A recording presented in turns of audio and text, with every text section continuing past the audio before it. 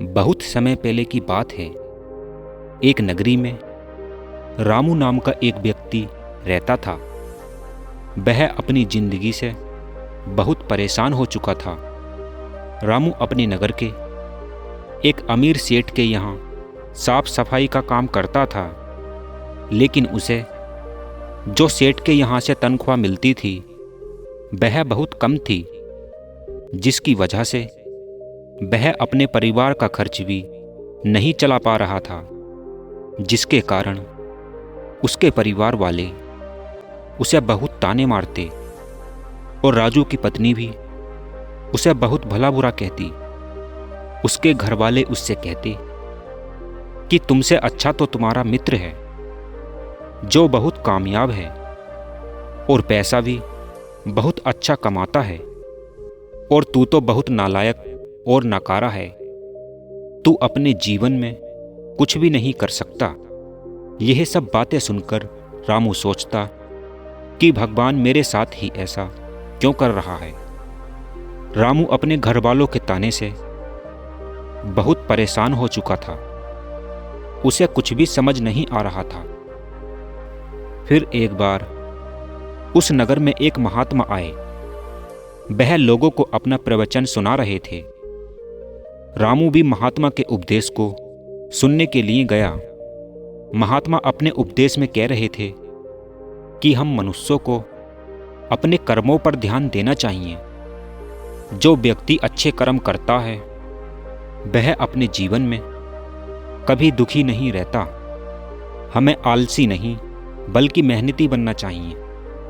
अपने कार्य को पूरी लगन और मेहनत के साथ करना चाहिए, तभी हमारे जीवन में सुख शांति आती है। रामू ने महात्मा के प्रवचन को बहुत ध्यानपूर्वक सुना और महात्मा के द्वारा बताई गई बातों को अपने जीवन में उतारने लगा। वह अपने काम को पूरी लगन और मेहनत के साथ करने लगा। वह साफ सफाई पर पहले से और ज़्यादा ध्यान देने लगा। यह देखकर सेठ बहुत प्रसन्न हो गया। सेठ ने रामू की आमदनी बढ़ा दी। आमदनी बढ़ने से रामू के घर में सुख शांति आने लगी। यह देखकर रामू के घर वाले अत्यधिक प्रसन्न थे, लेकिन समय के साथ रामू और उसके घर वालों की इच्छाएं बढ़ने लगी।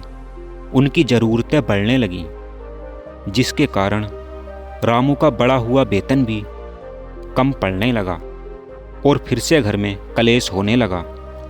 अब रामू फिर से उदास होने लगा। वह बहुत दुखी रहने लगा और सोचने लगा कि आखिर इतनी मेहनत के बाद भी उसके घर में यह दुख दोबारा क्यों आ रहा है। मेरे बढ़े हुए वेतन से मेरे घर का गुजारा क्यों नहीं हो पा रहा है। यह सोच सोचकर रामू की चिंता बढ़ने लगी, जिसकी वजह से रामू का स्वास्थ्य बिगड़ने लगा और वह बहुत बीमार रहने लगा। वह जब एक बार डॉक्टर से दवाई लेने के लिए जा रहा था तो उसे रास्ते में वही महात्मा मिले, जिसके उपदेश के कारण ही रामू ने ज़्यादा मेहनत की थी। रामू ने महात्मा को प्रणाम किया और उनसे बोला कि हे महात्मा, जैसा कि आपने उपदेश दिया था कि हमें अत्यधिक मेहनत और अच्छे कर्म करने चाहिए, तभी हम सुखी रह सकते हैं। मैंने ठीक ऐसा ही किया था। मैंने बहुत मेहनत की, जिसका परिणाम कुछ दिनों तक तो अच्छा रहा, लेकिन फिर मेरे जीवन में जो दुख पहले था वही आज भी है। आखिर ऐसा क्यों हो रहा है? मुझे दुख क्यों झेलना पड़ रहा है? रामू की यह बातें सुनकर महात्मा रामू से कहते हैं कि रामू, जो व्यक्ति अपने जीवन में सफल होना चाहता है, जो अपने दुखों को दूर करना चाहता है, तो उन्हें अपना मार्ग खुद ही बनाना पड़ता है। फिर उनके रास्ते में बहुत सारी अड़चनें भी आती हैं, लेकिन वो कामयाबी के जुनून में इस तरह से डूबे रहते हैं कि अपनी मंजिल को वह कभी नहीं छोड़ते।